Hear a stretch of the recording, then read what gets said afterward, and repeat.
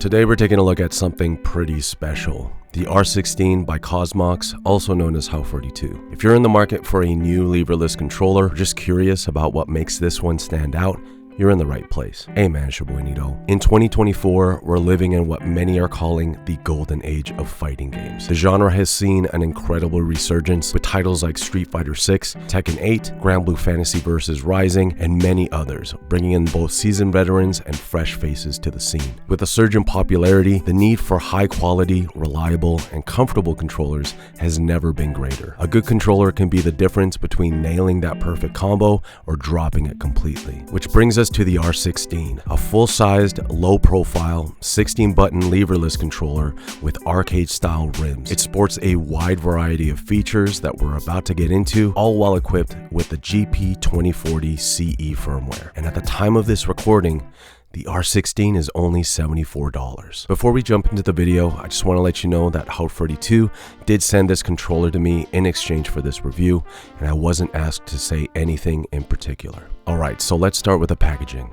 The R16 is packaged nicely in a cardboard box, and the controller itself was inside a bubble mailer. Inside the box, we get instructions, a right-angle USB-C to USB-A cable, and a small bag with an extra switch, a couple extra caps for the menu buttons, a keycap puller, and 8 anti-slip pads. It's a pretty straightforward unboxing experience, but everything you need is right there, ready to go. Now let's talk design. The R16 clocks in at 11.65 by 7.71 inches with a height of just 10 millimeters. It's the perfect size for desk play and is compact enough to fit in a bag. And yes, it definitely passes the lab test. We also have our USB-C port on the top and an external port located on the right side. Held together by 9 mating fasteners, the all-white board is sandwiched between layers of acrylic and is paired with Kailh low-profile crystal switches. It has a super clean look that almost resembles glass. The build quality feels pretty solid, though it does seem delicate. Features-wise, the R16 includes backlit buttons,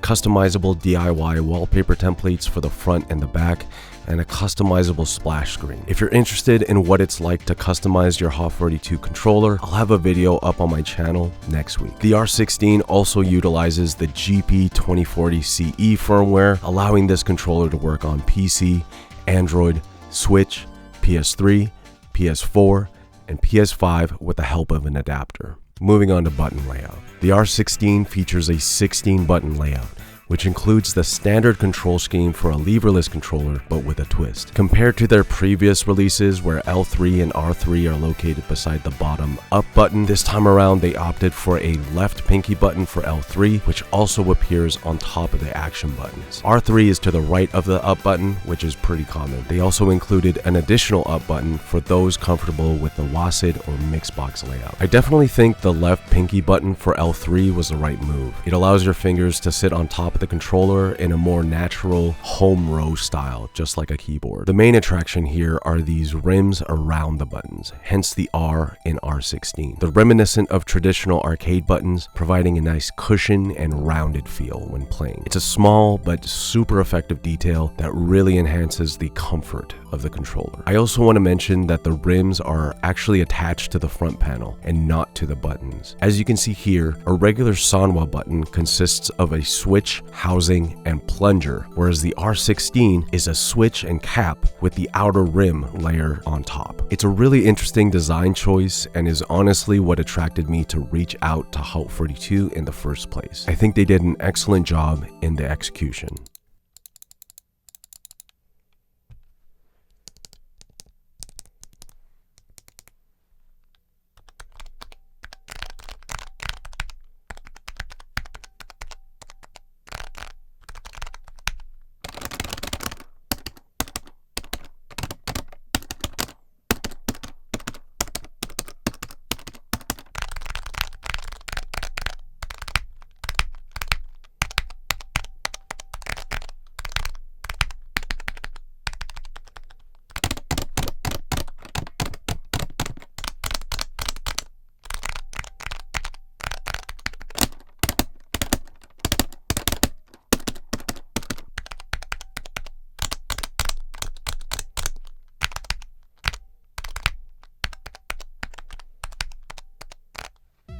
So how does it perform in-game? I've been using the R16 for a few weeks now, and while it took a little bit getting used to, I'm really enjoying this layout. The additional buttons really make the controller feel complete. Now, how you use these extra buttons is completely up to you, but here's what I've been using them for in Street Fighter 6 and Tekken 8. To preface, I've been using the standard leverless layout for 8 years now, and it was only up until the release of Street Fighter 6 where I noticed more people starting to add buttons to their controllers. This might be due to the addition of in-game mechanics like drive parry and drive impact, but for the R3 button, players like Daigo Umehara would map this button to 2 kicks for Ken's dash. I found myself using this for Aki's slide technique and Akuma's teleport. L3 is really personal preference.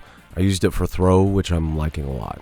Ultimately, the best use case for these extra buttons is to reduce the amount of effort to perform a specific action. So moves that usually take 2 buttons now only take 1 button. For Tekken, however, I didn't really notice myself utilizing the extra buttons at first. I think it had a lot to do with my muscle memory, and because I already have the majority of what I need mapped to the major face buttons. But after quite a bit of testing, I ended up mapping Key Charge for R3 and Xiao Yu's Taunt for L3. Just so I could do this.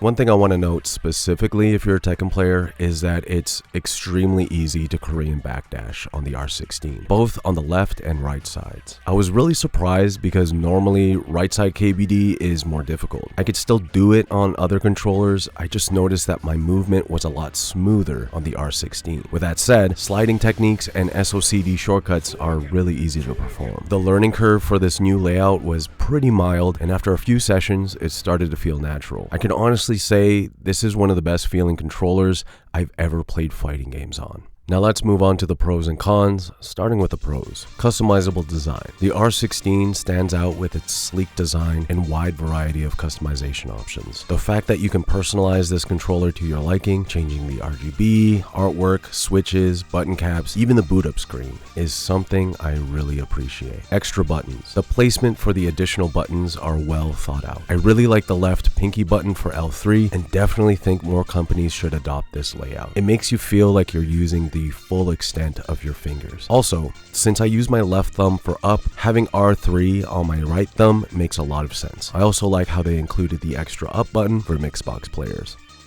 Comfort. Everything from the switches, button caps, and rims make the R16 an absolute joy to play on. It feels smooth and creamy, and my inputs feel crisp and precise. The rims feel great on my fingers. And lastly, price. As of this recording, the R16 is only $74, which is incredible. While you do need to pay extra for an adapter like the Magic Boots if you want to use this on PS5, it's still extremely competitive. And with that brings us to our first con, which is connectivity and reliability. So funny story, I received the R16 and decided, okay, I'll grab a Magic Boots so I can use it on PS5, and a week later, Cosmox decides to release their new adapter and it looks way cooler, so I'm kind of salty. Anyways, I think the biggest con is that it's not really plug and play if you're a PS5 user. PC users can ignore this bit, but I'm thinking about the person who has a PS5 and doesn't own a PC. First off, you need a PC to update your firmware and adjust some settings in order to get this prepped. Once you get your adapter, you think you could just plug and play in the controller and plug it into your PS5, but you need to have those settings on and off, otherwise you'll just get timed out. And even after going through this, sometimes I still got timed out and my controller would just stop working. It's kind of one of the reasons I'm hesitant to bring this to locals, because if I disconnect or my controller decides to time out, that's an L. The R16 is a beautiful controller, but it feels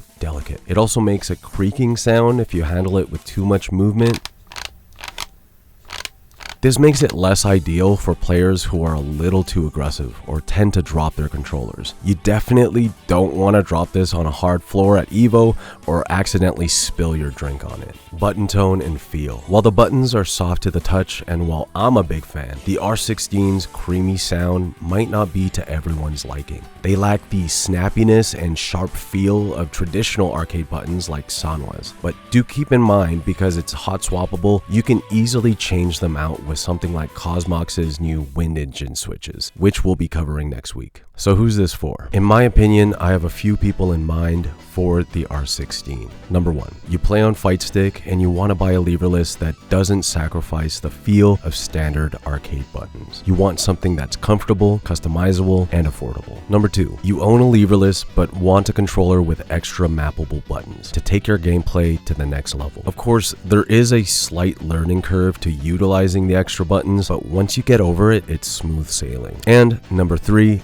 you're like me and just love the look of the R16. You like the clean and clear aesthetic and want something that's a little different from what everyone else has. Now here's who I don't think those controllers are for. Number one, I wouldn't recommend the R16 to players who are super aggressive and like to toss their controller around. This also goes for those who tend to drop their controller accidentally or want something really durable. Although the build quality seems pretty solid, one slip on a hard floor and you're pretty much out of luck. Number two, at this time, I don't think I can confidently recommend this for PS5 users. I'm a very technical person who follows instructions, and even with the updates as well as buying an adapter, the R16 I'd say works 50% of the time on PS5. I'm not sure if it's just my unit, but until there's a reliable plug-and-play option for these types of controllers, I'll be sticking to my other controllers for when I play on PS5. So what's the verdict? The R16 by Cosmox, aka Hub42, is an impressive leverless controller that offers a lot of value, especially being only $74. It's a beautiful take at an all-button controller and feels great to play on. Despite its flaws, my experience with the R16 was mostly positive. Cosmox has been taking the FGC by storm with their low-budget controllers, and I'm really excited to see what the future has in store for them. Thanks for watching this video. Hope you're doing well, and as always, go play some fighting games.